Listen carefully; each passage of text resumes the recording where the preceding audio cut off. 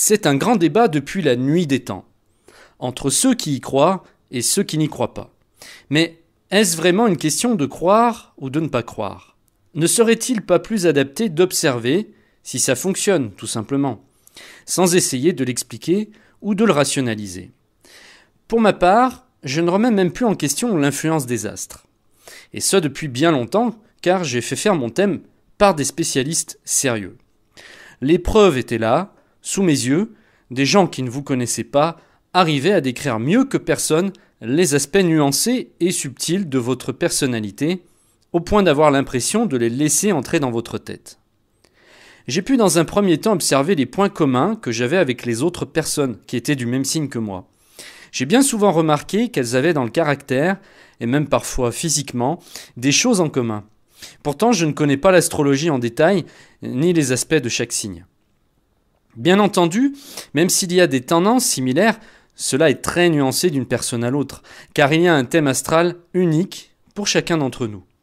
En réalité, il n'y en a pas deux identiques, puisque précisément c'est la première respiration que nous prenons lors de notre naissance qui cristallise en nous, un peu comme une photographie, la configuration astrologique présente à ce moment-là. L'ascendant lui-même joue une très grande importance et peut même à certains moments passer en premier plan. Cela peut faire peur, c'est vrai, car du moment qu'on laisse la porte ouverte à cette éventualité, nous ne pouvons plus nier qu'il y a un certain déterminisme dans nos vies. De la même manière que nous naissons avec une peau, des cheveux, des yeux d'une certaine couleur, une certaine taille, etc. Nous serions alors influencés psychiquement et physiquement par les astres. Et nous pourrions facilement trouver un parallèle avec la nature qui fonctionne de façon cyclique, à savoir qu'il y a un temps pour semer, pour moissonner, pour hiberner, etc. Mon analyse est un peu grossière, mais pour l'exprimer en termes plus élégants, il y aurait des périodes propices à l'action, d'autres au repos, d'autres à la chance, etc. Un bon astrologue pourrait, en lisant votre carte du ciel, vous dire qu'il faut éviter de jouer à la bourse à telle période, investir dans l'immobilier à une autre, changer d'emploi plutôt en fin d'année, attendre une période plus propice avant de se marier ou d'entamer une procédure de divorce, etc.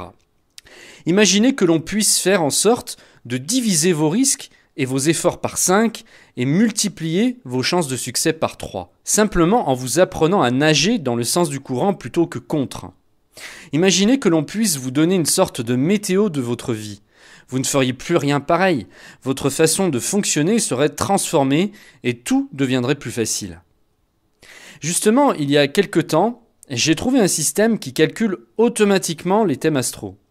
Le premier, à ma connaissance, aussi précis car il prend en compte l'heure et le lieu de naissance et j'ai été assez frappé par la précision des rapports que j'ai reçus. Je me suis amusé à faire le thème astral de certains de mes amis et même des amis de mes amis que je ne connaissais pas. Ils ont tous été carrément bluffés.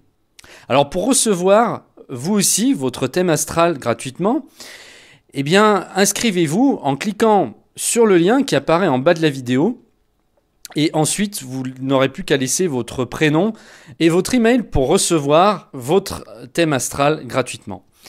Bien entendu, il n'est pas question de tout remettre dans les mains de l'astrologie et d'essayer de tout expliquer avec ça, mais cela peut valoir la peine de s'y intéresser, ne serait-ce que pour apprendre à vraiment se connaître en profondeur et vivre plus en harmonie avec soi-même.